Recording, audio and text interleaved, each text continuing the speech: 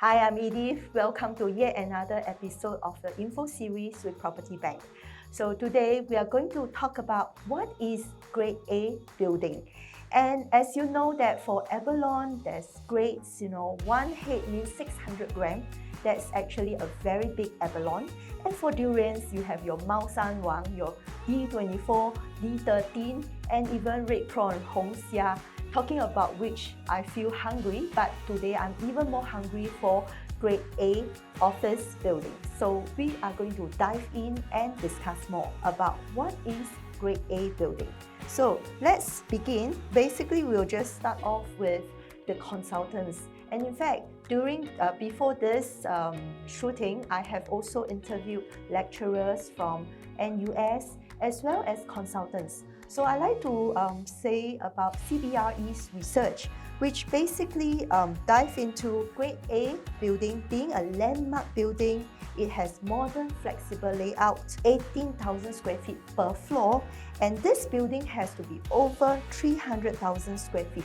It also has underground car parking and good lift access. What you may have heard about Grade A, which may not be Grade A. For example, in most of the advertisements, you would also see Grade A shophouse. But shophouse doesn't qualify into this category. And on top of that, you will see, all the different advertisements mentioning this is a Grade A office building when it isn't.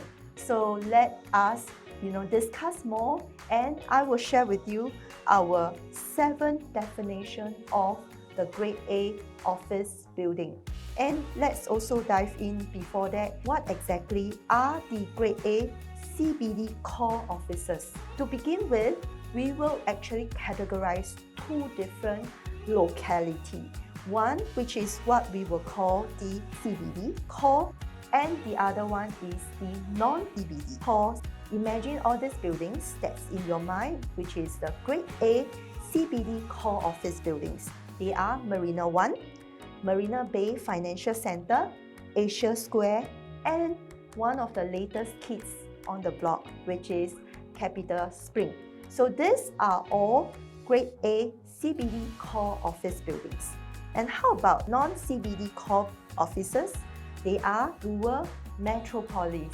So if you look at all this, you will feel that they are in fact very good great buildings, but yet the location is just not within the core CBD. Jumping in, I think we have already discussed about the locations. So CBD core would include Raffles Place, Marina Bay Financial Center, Cecil Street, Robinson. Yes, these are older streets, but now today they are all interconnected and the MRTs are all closely nearby. And there are so many MRTs within the CBD itself. And for the non-CBD cores, you realize that those are very good grades, which we will explain further. Our point number 2, it's about the building. So I have the benefit of shopping with some embassies who are top-notch in their thinking that they must be located in Grade A office buildings. First of all, look at the building itself, the superior finishes, the exterior of the building. It has got modern facade. And next up, does it have a sheltered drop-off point? Yes, that's super important because Singapore has rather wet weather. If a building that doesn't have a drop-off point, which is fully sheltered, don't call it a Grade A building. And when you are arriving at the building, you come to the lobby. The lobby's height, the finishes, the materials that they use, it has to be marble, granite, that posh finishes that gives you a sense of welcoming into the building. Then next up, you have the concierge smiling to greet you. And of course, we know that it can frustrate guests when they have long queues, especially when the borders are open. I like to commend one building, which is Marina Bay Financial Center. I really love arriving there, even though it's a bit complex. I always get sweets or water at the end of the viewing trip. It has got very high security measures, which is turnstiles, because security is an ever important point within a Grade A building.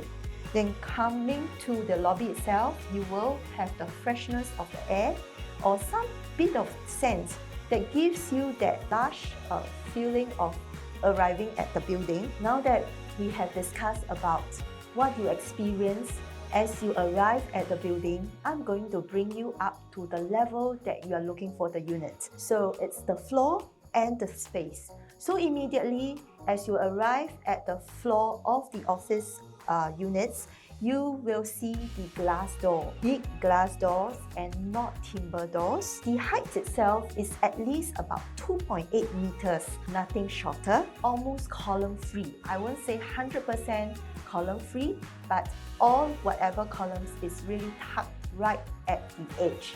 And you have a very efficient floor layout plan. And of course, the glass itself, that you have your view, you are best stopped with very clear view from interior, which is the floor to ceiling height glass facade. You can then have a complete full view at the unit itself.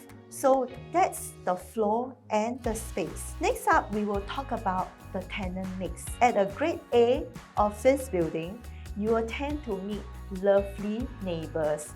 Neighbors that are blue chip tenants, neighbors that are from the financial institutions and the MNCs. So almost most of the brands, you will be quite familiar with them.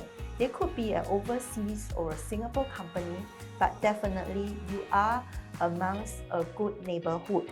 So that's the tenant mix. Next up, the amenities itself. These buildings that I mentioned, you will notice that there are conference facilities.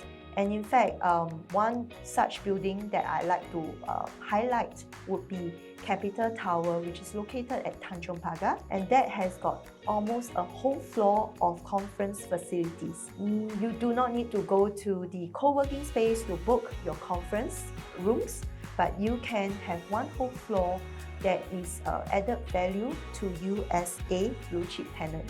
Not only that, you will see the roof deck with some plants around you, and one worthy mention is Marina One with 65,000 square feet of lush greens all around, and it even features a waterfall that is so unique here in Singapore. I'm in fact already mixing with number 6, which is green features. These buildings are all green mark, and in fact a number of them will be up to the highest level, which is green mark platinum. Also means there's energy saving, and of course you as a blue chip tenant will be looking out for cost efficient buildings. So these Grade A buildings are definitely high on energy saving, the lushes of green around there, and the breakout area. So you can almost feel that your staff do not need to escape outside the building, but spend some time within the building at a breakout area. And number 7, that brings me to why you have all these blue chip tenants, because they pay top dollar. So for the rental range for Grade A building as of today, we definitely are looking at above $10. In fact, coming close to $12, which is definitely double digit. So if you are in some of these buildings which you are paying lower, that's also unique if you are outside CBD core. So one of such building is Metropolis. You are not yet paying double digit. So it is definitely worth considering as a Grade A office building, but outside non-CBD core. As we mentioned about all this, comes to some interesting discussion, can strata development be Grade A? So one highlight that I wish to discuss upon is Suntec. So Suntec has just completed its round of refurbishment, and even though it is a strata development, I would say that strata development these days, with technology changes, with most of our landlords upgrading the buildings, strata developments can be also Grade A. Suntec would be one of them that I would like to highlight. Now that we have discussed the features of Grade A building, did you know that there is no single authority that grades our office buildings in Singapore? not even one. So we do not know exactly which are the grade A, grade B, or grade C. So URA, Radars, and ULI. Let's have a chat.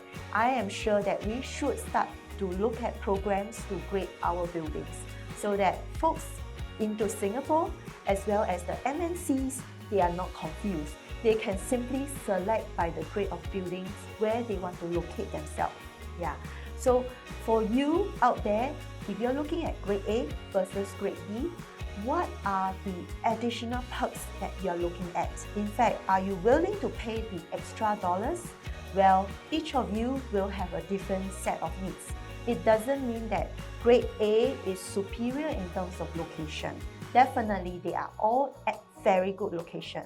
But certain grade B buildings, because of their location, they can also be attractive. So it's your choice. Let us know what you think is a grade A building. Leave the building's name in the comment section below. Well, you know how to reach us. If you have any questions, feel free to connect with us. I'm Edith, your property banker. We hold a bank of properties and you can bank on us for properties.